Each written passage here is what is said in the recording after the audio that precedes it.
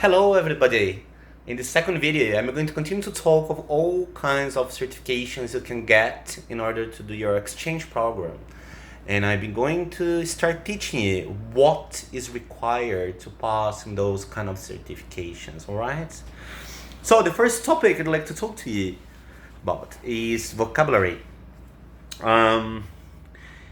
Usually when we study vocabulary for TOEFL or IELTS or even the Cambridge certification, you need to split that subject in subcategories such as multi-word verbs, prepositional sentences, prepositional phrases, dependent prepositions, idioms, phrasal verbs. There's, so many different categories that you can split that into. So I'm going to give you some examples of each of these categories and teach you how you'd apply to the test, okay?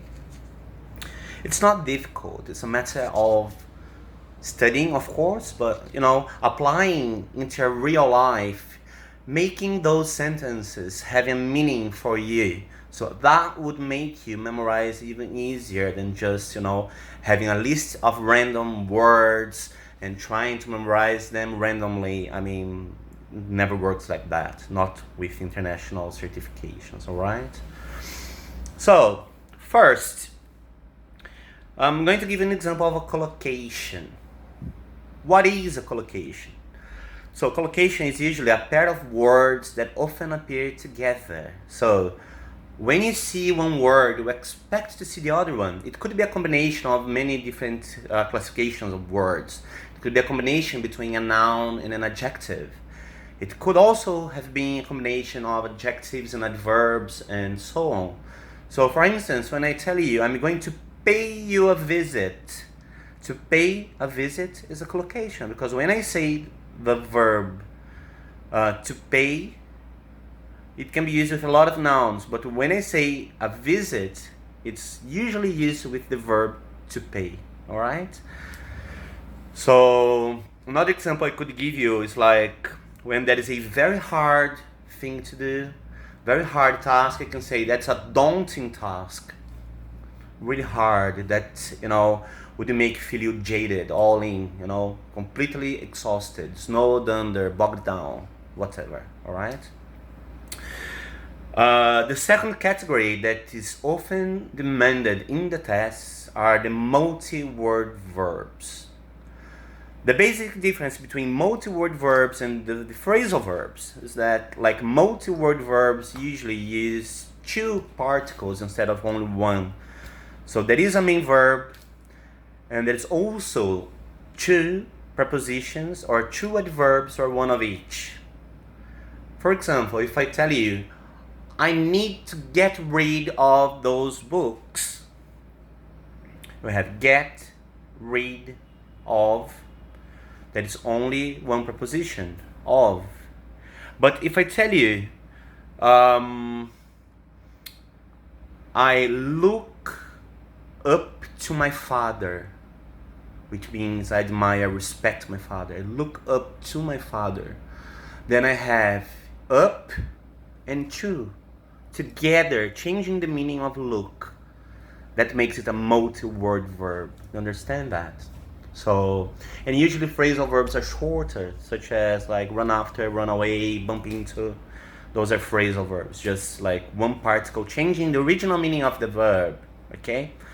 And the easiest way to memorize them is to use something that represents or that has a meaning in your life, and you create sentences using those, alright?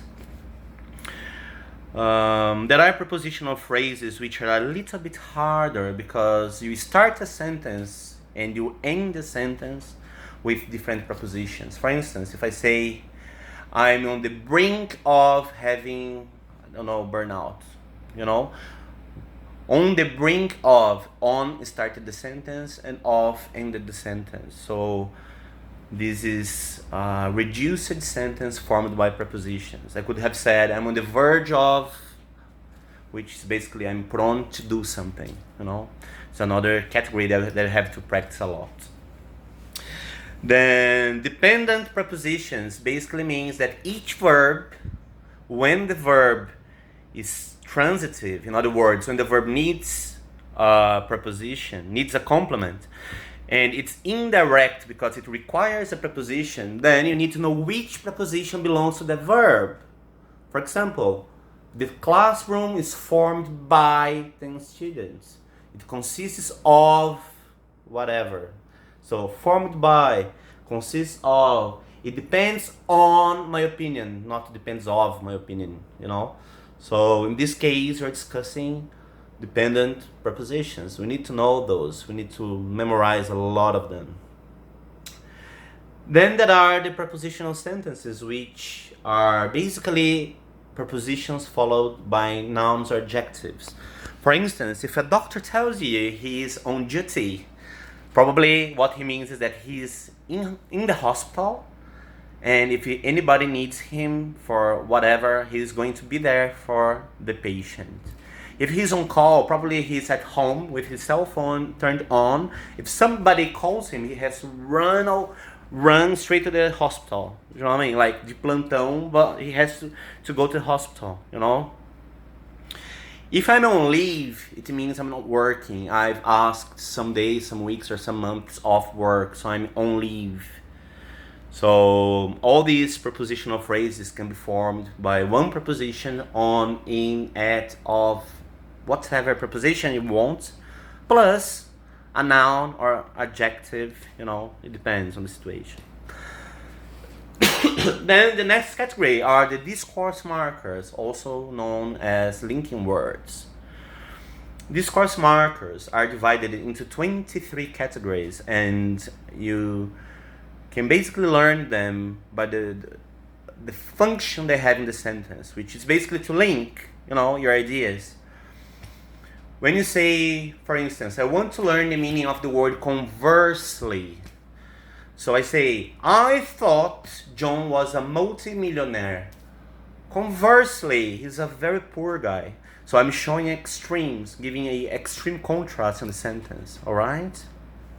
In this case, I'm using contrasting discourse markers. If I say to you that I've had an opportunity to learn 5 languages, and I've also had an opportunity to travel around the world in 41 countries, moreover, I've been invited to live in Japan. So when I say moreover, I mean, além de tudo isso que eu falei, so I'm adding a new piece of information. It's also a discourse marker. We need to know all of them, all right? 123 or 126 discourse markers, I'm not sure of that. When you want to conclude your idea, you can just use thus, therefore, hence, you know. Like Brazil, the dollar exchange rate is extremely high at the moment. Thus, I will wait a few more months before exchange my money. Thus, like, dessa forma, nesse sentido. Portanto, alright, I'm concluding my ideas. If I want to say, I've always been kind of arrogant and that has gotten in the way of my teaching.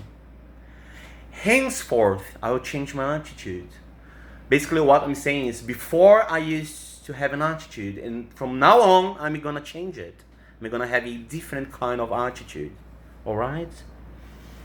There are also idioms, what we call them, like expressões idiomáticas, like cut to the chase, stop beating around the bush, to be left in the dark, you don't know what's going on, you know, like, or I'm extremely happy, so I am on cloud 9, you know, nas nuvens, extremely happy. So all those categories of vocabulary need to be learned before you can even think of taking international certification. So living abroad is never enough to being able to pass an international certification, all right?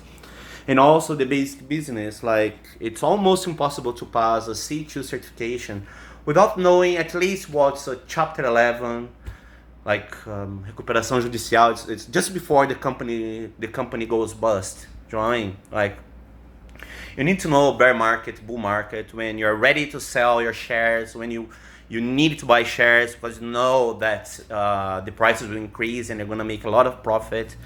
So the basic finances, the basic marketing, the basic human resources, like when you say, I've heard something through the grapevine, it's just a gossip.